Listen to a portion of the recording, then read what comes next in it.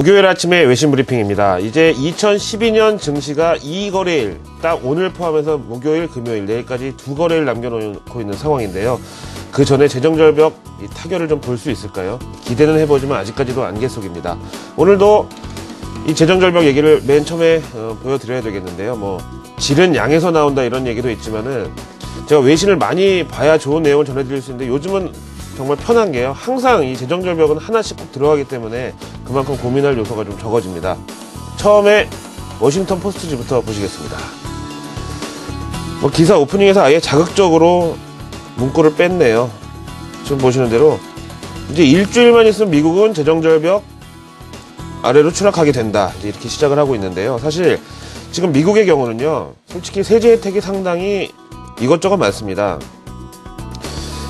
예를 들면 금융소득 종합과세 같은 경우는 거의 한 푼도 안 내는 거고요. 그 다음에 할리데이 텍스 브레이크라고 해서 휴일, 빨간 날, 우리나라 말로 하면요. 이날은 살 때 부가세나 소비세를 내지 않도록 면제해주는 주도 있고 이렇게 해서 이게 전부 이 부시 세제 혜택인데 이게 상당히 광범위하고 또 큰 편입니다. 근데 누구나 그렇지만은 이렇게 혜택이 오래되다 보면은 너무 익숙해져가지고 이게 당연한 권리인 줄 알고 이제 착각을 하게 되는데요. 지금 이제 이런 걸 최소한 정상화라도 해서 미국은 내년 예산을 좀 마련해야 되는 처지입니다. 그래서 제목에 보셨던 대로 그 세원을 조금 더 소득이 많은 사람들, 좀 더 잘 버는 사람들로부터 걷어야 한다는 것이 민주당의 당론이고 지금 공화당은 이를 어떻게든 저지하려고 여러 가지 대체안을 제시도 하고 그런 싸움인데요. 우리나라도 지금 마찬가지죠. 근데 집권당이 민생 공약, 즉 복지라든가 서민 혹은 소외계층에 지원을 하는 그런 정책을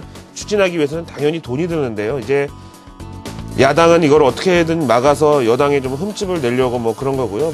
지금 보시는 워싱턴 포스트지 외신에서도 현행 부시 텍스컷, 즉 이 부시 대통령이 만들어낸 세제 혜택에 대해서 자세하게 역사가 어떻게 됐고 지금 설명을 하고 있습니다. 근데 민주당 입장에서는 요 부시라는 이름이 붙은 저런 세제 혜택이 단순히 그냥 꼴보기 싫은 거겠죠. 우리나라 좌파들이 박정희 전두환 태생적으로 막 싫어하듯이 이런 건데요. 근데 이거를 당장 없애버리면은 애들한테 사탕 뺏은 것처럼 사람들이 막 항의를 하고 난리가 날 것이고 또 어떻게든지 재정은 확보를 해야 되겠고 또 사실적으로 부시 텍스컷 때문에 미국 재정 적자가 더 늘어난 것도 사실이고요. 그래서 어떻게든지 공화당의 이 큰 정치적 업적이고 무기라고 할 수 있는 부시 세제 혜택을 전반적으로 좀 손을 보면서도 민심을 서운하지 않게 잘 위로하고 또 그러면서 동시에 새 입도 늘리는 그런 세 마리 토끼를 동시에 잡으려고 민주당과 오바마 대통령이 지금 시도를 하다 보니까 저렇게 힘이 든다, 분쟁이 많다,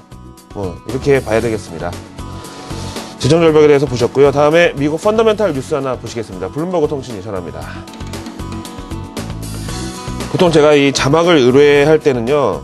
다른 전기 전자 업종이라든가 자동차나 소비재 같은 업종들은 그냥 이렇게 미라는 단서를 달지 않고 그냥 해도 우리나라랑 업황이 어차피 비슷하기 때문에 그냥 신경을 안 쓰는데 이 부동산에 대해서만큼은 혹시라도 보는 분들이 오해하실까봐 저렇게 꼭 미국이라고 앞에 한자로 미자를 하나 붙어야 되는 그런 현실이 좀 안타깝습니다.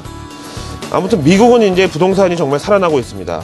S&P 케이스 실러 주택가격지수가 담고 있었던 미국의 20개 대도시 11월 집값이 월간으로는 7년 내 최대폭 상승을 기록하면서 미국 부동산 시장에 대한 기대감에 다시 한번 불을 지폈다고 나와 있는데요.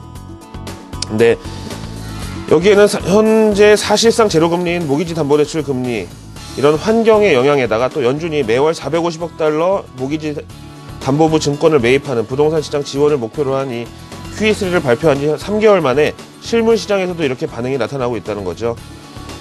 사실 미국 서브프라임 사태에 어떻게 보면 필연적인 현상이었었는데요.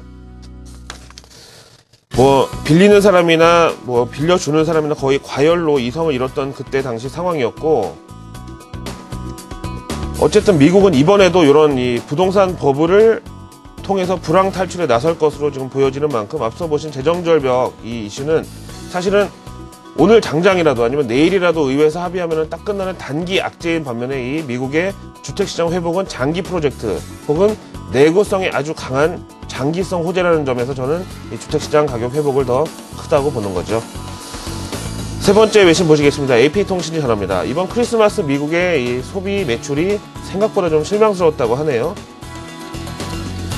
미국의 추수감사절 연휴 기간에 들어있는 블랙 프라이데이만큼이나 중요한 쇼핑 시즌이 바로 이 크리스마스 연휴인데요. 올해 미국의 유통업체들 크리스마스 매출, 다시 말하면은 미국 국민들이 크리스마스를 맞이해서 선물용 혹은 뭐 본인이 사고 싶은 것도 사고 이렇게 소비를 한 금액이 예상에 미달하면서 유통업체들이 실망을 하고 있다는 내용입니다. 올해 보니까 매출 증가율이 어떻게 됐나요?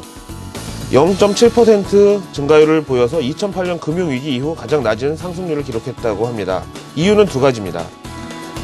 일단 소비의 중심지 뉴욕을 비롯한 이 메트로폴리탄 지역이 좋게 말하면 화이트 크리스마스인데 현실적으로는 눈이 너무 많이 와서 사람들이 밖에 별로 나가지 않다 보니까 매장의 방문객도 일단 줄어들었고, 그러다 보니까 매출이 당연히 쪼그라드는 것인데요. 또 하나는 미국 지금 재정절벽으로 사람들이 제일 겁내는 거는 당장 내년에 세금이 대폭 인상될지도 모르는데, 대부분 미국 사람들 뭐 신용카드나 리볼빙 같은 장기 할부로 소비를 하기 때문에 뭐 만약에 이거 지금 샀다가 나중에 할부금 못 갚으면 어떡하냐, 이런 이 재정절벽 불안감 때문에 소비를 또 미룬 것으로 나타났습니다. 근데 오늘 사실 증시 반응은 연말 장세의 주도주라고 할 수 있는 대형 유통업체들이 하락을 뭐 주도했다고 나와 있는데요. 지난해 경우를 봤더니요, 그때도 크리스마스 때 미국 전역에 폭설이 와가지고 뭐 발이 묶이고 막 올해처럼 그래서 매출이 줄어들었다고 나왔었는데, 나중에 보니까 이 백화점이나 유통업체들이 세일을 1월까지 연장하면서 사후 대처에 적극적으로 나섰다는 거죠. 그래서